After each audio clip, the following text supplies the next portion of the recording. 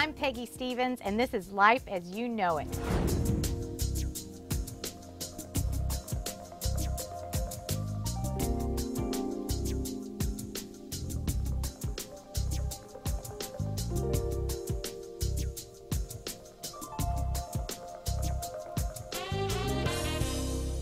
So many people are intimidated to actually entertain, although they really want to aspire to create a very elegant or premium atmosphere for their guests.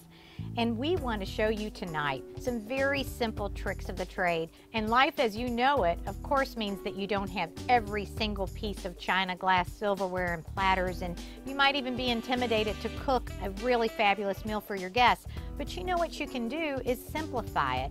And we're going to teach you tonight some very basic things to have you create a very elegant and premium buffet. And if you're intimidated, like I said, to cook a full meal, well, you don't have to cook the full meal. Have a dessert party and then invite your friends over, and I promise you they'll be just as impressed as if you put a 5-course meal together.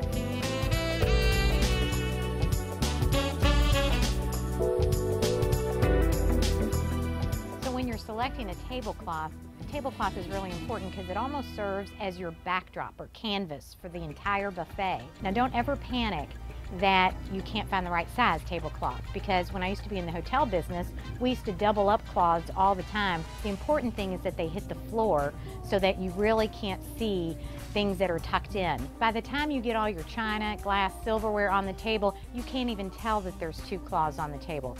You're just going to roll the end to make it even, and you never have to worry if it drapes too far over to the ground, because just a quick little pop and all of a sudden it looks like a very even tablecloth. Perfect. Another great thing to add a little bit of texture and also a pop of color if you like, or if you want to stay in neutral you can, is to add a table runner, especially for elongated tables. It really gives a nice shape to the table. However, if you really don't want to invest in a table runner, you can always use placemats and pull your favorite placemats. And all we've done is line up black placemats one by one. And the reason why I like these placemats is because they're kind of textured and give a little bit of a different feel to the table. After I line up the placemats, a little trick that I learned from my grandmother was thinking about where you're going to put your food. So we created little Post-it notes, and you actually position them on the table, and it helps you remember where they are. It may also help you determine the height that you want each of the food items to be, or also the flavors that you want in sequence, so that your guests can really enjoy how you've laid it out. So we just put small Post-it notes. There's my chocolate shots for tonight, since this is a dessert party. Deconstructed Black Forest cake. A little bit of cannoli for the Italian in me. And we'll put some goat cheese tarts. Some sorbet, which is a mango sorbet with a little hint of black pepper in it. And then, of course, I can't forget the cookies made by a special friend of mine, Nalia. Now we'll focus on the centerpiece, because what we need to do is brighten this patio up. Now, because I really wanted a very big pop of color, I went with some daylilies from my backyard, so there was a really great bright orange. I also chose a little bit of pop of color of blue. This is actually plastic, but it looks like glass, and when the light hits it, it gives just the right type of appearance for a very shimmery centerpiece. I also used them to wrap my napkins in and put them on a dish instead of just on the table, again, to add a little bit of color. And then directly above the centerpiece, we chose a very simple chandelier. And the chandelier has votive candles in it because I do plan on lighting this table later when the sun goes down and everybody's really enjoying their dessert. I wanted a little bit of ornate, so I chose some candlesticks that have some great curves and edges to them, because most of the platters that I'm using tonight are really square and rectangular, so this adds a little bit of contrast.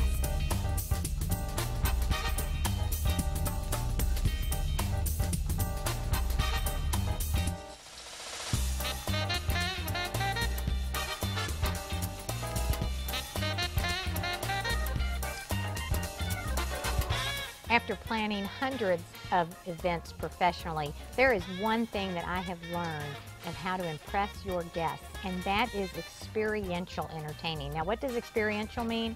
Experiential is using all the senses, taste, touch, smell, and also hearing the food and playing an interactive role with the food so that your guests actually participate. So we're going to show you a few ways to really have fun with your buffet and let your guests play. We're doing a mango sorbet that has black pepper in it.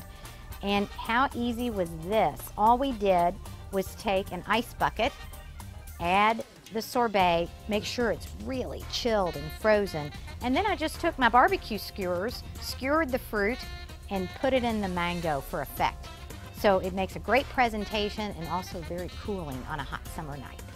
Now here's a trick that I learned a long time ago in the hotel industry, and that is elevating some of the platters for your buffet to give it levels of interest and structure. So what we did, we just took 2 black plates and put them stack to stack, and then laid the plate right on top, nice and secure, for our cookies. These cookies, of course, as I mentioned, are from my friend Naya, who makes all different types. These are cranberry oatmeal, deep chocolate and walnut, and then, of course, the traditional chocolate chunk cookie. Well, I couldn't do without the cannoli, as I mentioned earlier. What makes this a little bit more interactive, though, is we're letting my guests decide how they want to top the cannoli. We have crushed pistachio, toasted coconut, and small chocolate chips, whatever they want.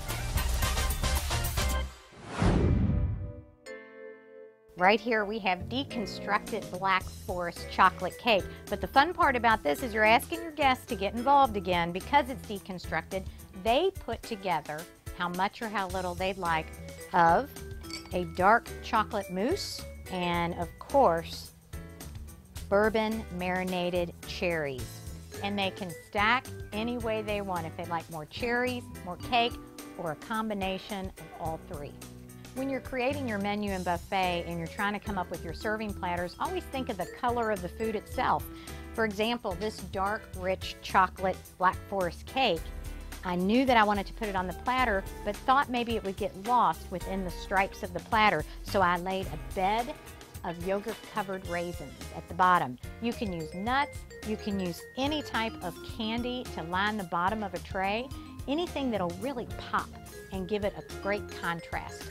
And even though this is a dessert party, I wanted something a little savory for my guests. So we have a goat cheese and chutney tartlet with a slice of orange and just a sprig of mint from my garden. A sweet and spicy mix is bourbon sugared pecans with, of course, some hot spicy wasabi peas. And if you make it all the way around this buffet and are still wanting more sweet, we have a final nightcap of the evening. These are flavored liqueurs and chocolate liqueurs, and we're gonna line the dish, which again, using something as simple as fruit to help decorate. And look how much it changes the actual appearance of the platter itself.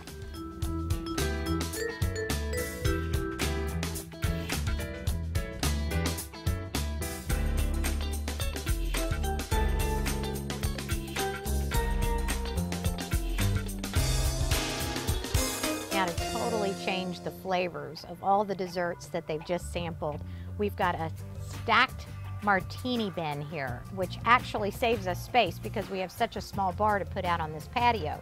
So we have lemon teenies, blue teenies, and raspberry teenies. We have iced coffee with some great shaved chocolate, of course. And if you haven't had enough sugar by now, added a couple little sugar cubes to add to your iced coffee. And that is life as you know it.